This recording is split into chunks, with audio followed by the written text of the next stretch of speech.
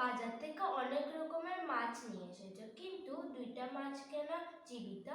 আরে দেখো আমি যে অনেকগুলো মাছ এনেছি, এর মধ্যে রুই আছে, কাতলা আছে এবং এখানে আছে শিং মাছ এবং কই মাছ। এদের মধ্যে শুধু কই মাছ এবং শিং মাছ দুটেই জীবিত, বাকিগুলো সব মৃত। কারণ হচ্ছে এই দুটা মাছকে আমরা বলি জিওল মাছ, কারণ এদের অতিরিক্ত শ্বাসযন্ত্র আছে।